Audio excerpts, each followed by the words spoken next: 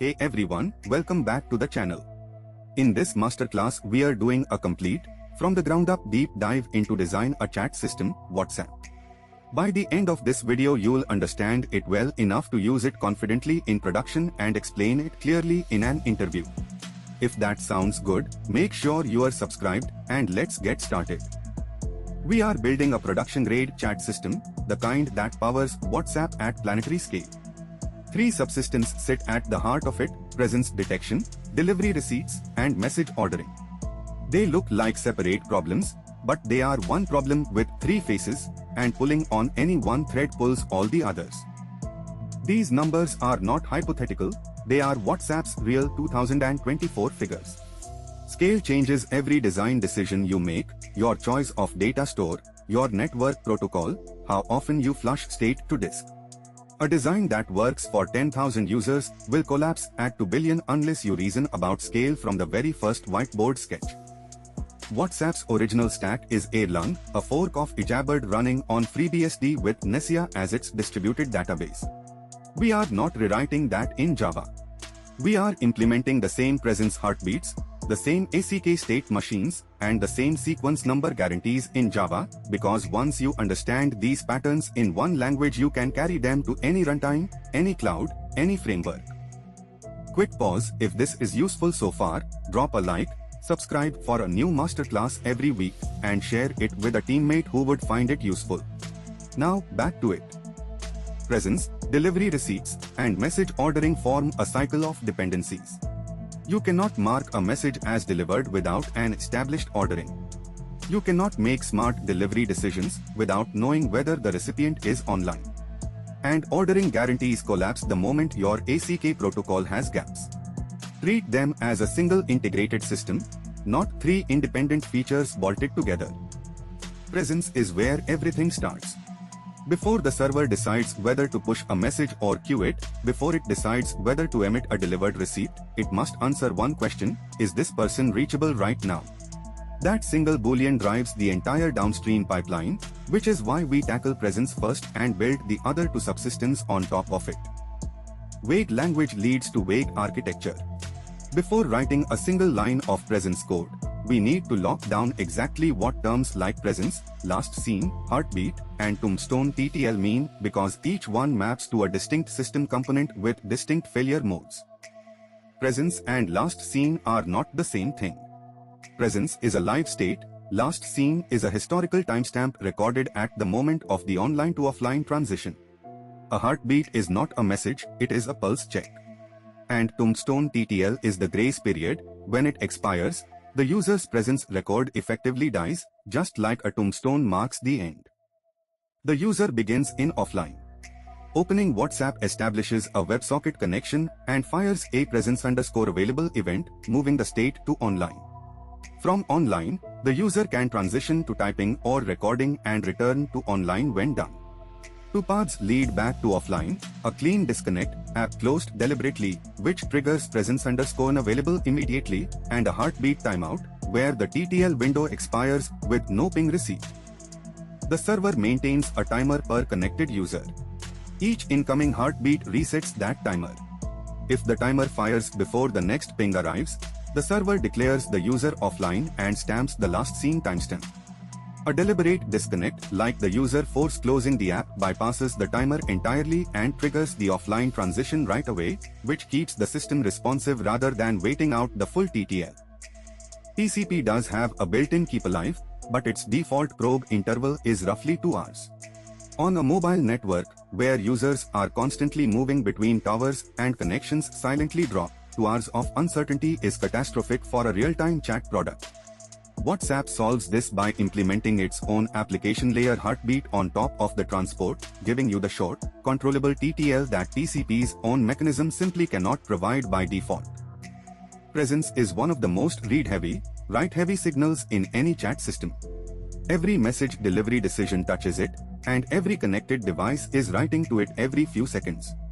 The storage layer has to be engineered specifically for those constraints. These three requirements rule out traditional relational databases immediately. A table full of presence records from 3 weeks ago is actively harmful. You cannot trust any of it. The storage choice has to make expiry automatic and free, not something you schedule a cron job to fix. The entire presence model collapses to one Redis key per user. Heartbeats refresh the TTL every 20 seconds. The TTL is set to 35 seconds, which gives exactly one missed heartbeat as a grace period. If the client dies silently, battery pulled, network dropped, Redis expires the key automatically. No cleanup job, no orphan records, no manual intervention. There are two paths to offline. A clean disconnect, where the client sends a WebSocket close frame, triggers mark offline immediately. A dirty disconnect, battery death, network loss, is handled by TTL expiry with no code involvement at all. Both paths converge on the same outcome: the presence key is gone, contacts receive the offline event. Notice that mark online only fans out the online event when the key was previously absent.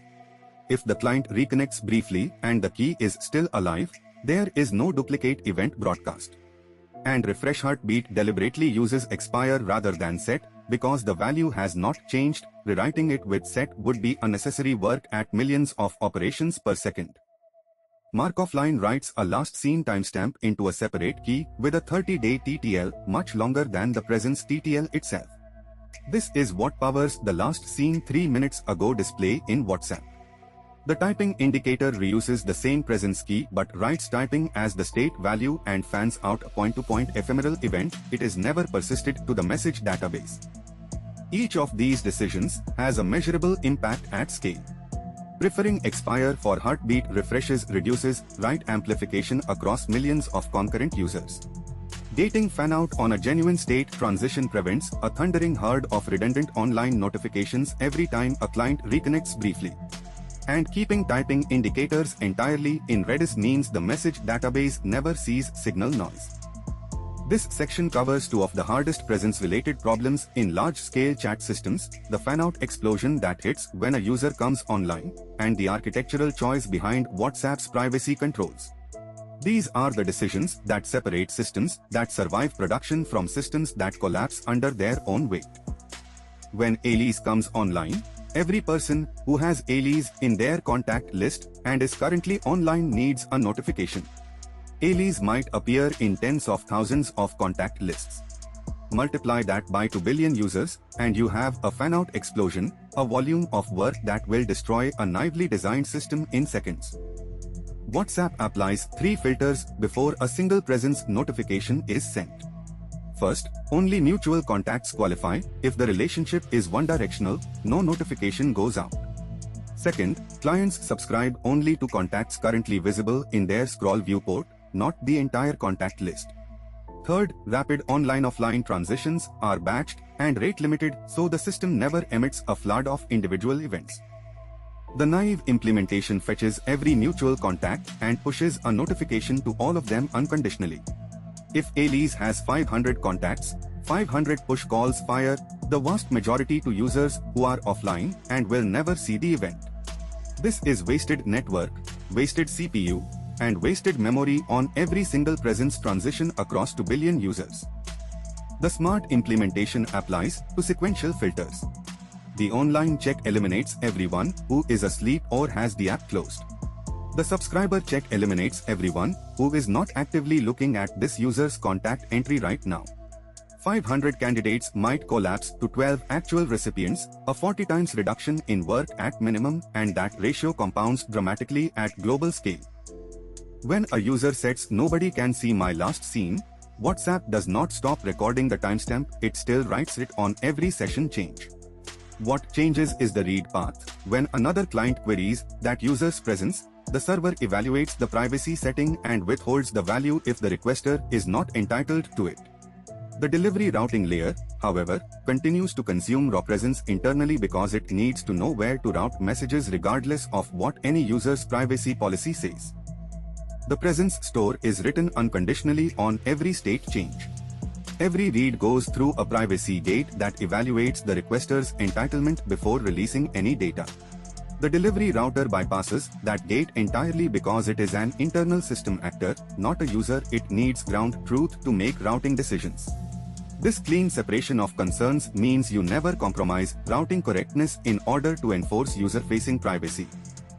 4.1 3 levels, 1 protocol diagram. The 3 checkmark states with animations, dash, the single gray checkmark, the double gray, the double blue. Let's recap the key takeaways from this masterclass. If this helped you, hit the like button, subscribe for a new deep dive masterclass every week, and forward this to a teammate who would find it useful. Drop your questions in the comments, I read every one. See you in the next one.